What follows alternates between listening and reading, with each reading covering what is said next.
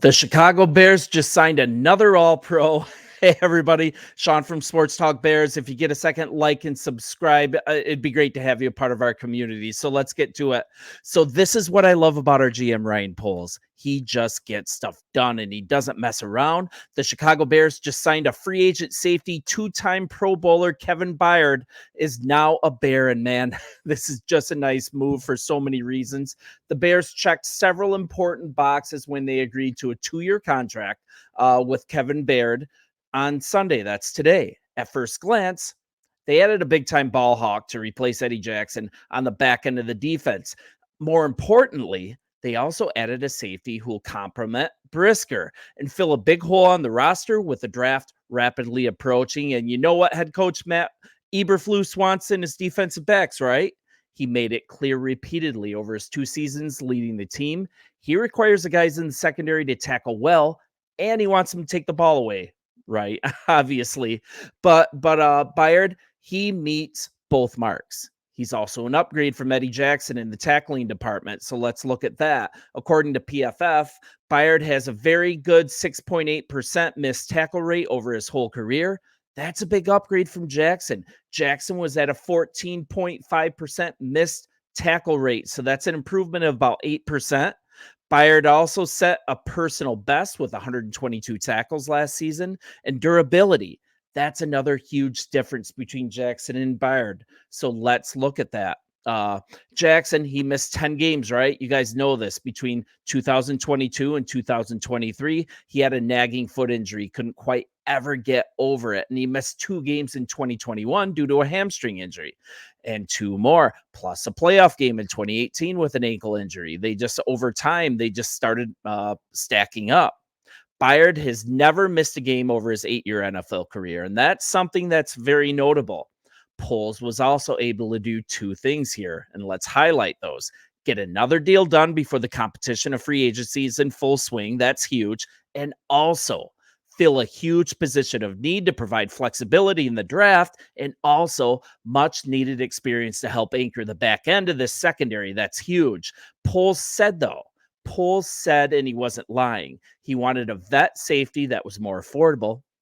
Guess what? He got it. I like this for the room, and he's still very solid. And let's look at this story on CBS.com. I always want to give credit. This is where I'm getting a lot of these stats from. He also said something, and he meant it. This veteran safety presence is huge, but the deal is very good for us. It's only for 2 years, and that's reported by CBS Sports' Rosina Anderson, and it's only for $15 million. He was just released by the Philadelphia Eagles. It was a cost-saving move, I believe, and he initially visited with the Bears just yesterday. And this is what I love about Poles. He's just so decisive when he sees who he wants, and this also signals where we are at on this rebuild as well. Poles is willing to sign an older veteran in this stage of the rebuild. This is huge. He knows the team's ready to compete. That's what he's signaling. And it doesn't have to be fully a youth movement. We are shifting into a win now mode. And taking note of how good Brisker played on the back end last season and on the back end of the defense too, and playing up against the experience of Eddie Jackson, what he provided, Poles just found I can't talk. Sorry. Poles just found a way to replicate that with a player who has a ton more tread left on the tires. And he's had a relatively healthy career so far. And that's what I just highlighted. I also like the Byard signing for the Bears because I didn't really love the idea of burning one of our 5 picks as they stand today on a safety. This veteran presence. It's on a very young and upcoming defense, and it's so needed. And it's also financially responsible. Like I said, although he's 30 years old, that's not our typical signing. It's only $15 million, only 2 years, and it's a quality player. Just a nice job here. And I want to look at this a little further. Having Byard in the mix, that should help Brisker play to his strengths as well. I mean, the Bears, they like to use Brisker in the box. You guys know that. He's our strong safety, and it's due to his big hit upside. This guy just crushes when he tackles. The Bears describe him as a thumper, and I quote that. He helps defend the middle portion of the field, and Byard, on the other hand, he's best known for his work in the deep portion of the field. It's a great compliment. The natural blend of skill sets, that should give us the backfield we want for the immediate future. He's not the long-term solution for the next year or two. We've got a solid all-pro veteran presence, and I just love it. So let's talk about Byard a little bit. He was drafted by the Titans. He spent the first 7 years with them, and he ended up getting traded mid-season last year to the Eagles. Last offseason, the Titans restructured his contract. They paid him a base salary of $4 million in 2023, $9.6 million in 2024. And the Eagles, they created $13 million in cap space and $1.39 million in dead money by releasing him. So it was a financial move primarily by him. The next question, what kind of player are we actually getting? So let's look at that. He was drafted in the 3rd round, and he's been named as a Pro Bowler not once, but twice. He was an All-Pro in 2017 and in 2021, so that's great. And he also co-led the league in interceptions in 2017. That's a while ago, but he has been that guy, and he's looking to get back into All-Pro form as a member of the Bears. And even looking back on 2017, all those interceptions, but let's look at his recent performance. And last year, it was a pretty great year. He recorded a career high 122 tackles. That's huge. 1 interception in 16 games last year. That's 6 with the Titans, 10 with the Eagles. But he boasts 28 career interceptions. This guy is a ball hawk, including an NFL best 8 with the Titans in 2017. He's got to round back into form, though. So what did the Eagles pay for him when they grabbed him? This kind of gives you a little bit of a groundwork, and if we overpaid, I don't think we did. Byard was acquired by the Eagles, and they paid safety Terrell Edmonds in a 5th and a 6th round pick in this year's draft. That's actually a pretty aggressive price that they paid for him. He was a 3rd round pick of the Titans in 2016 out of Middle Tennessee State. At face value, I think the Bears added a versatile leader to a young secondary, and he can capably play in the box.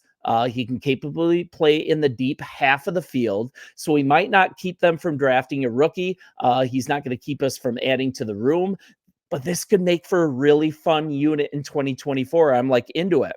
It's a fully solid signing. It comes right after we grabbed a bit of depth in the secondary as well. So let's talk about that. We also just signed former 49ers safety Tavarius Moore, and a little about him. He spent the beginning of the 2023 season with Green Bay. Boo, right? But he was then placed on injured reserve, and he was let go after he sustained a knee injury, and it was during the preseason. He didn't play for the rest of 2023, but when healthy, this guy can be a great safety. Let's go look back to 2020. Moore was a key component of the 49ers defense that helped the team to the league champion game, the Super Bowl. Moore made a huge play early in the 4th quarter of that Super Bowl. He intercepted Patrick Mahomes while the 49ers were up 10 points. You guys know how that game ended up. This didn't lead to them winning that game, but Moore, he showed that he can step up big in big moments, and that's like what we need on this squad.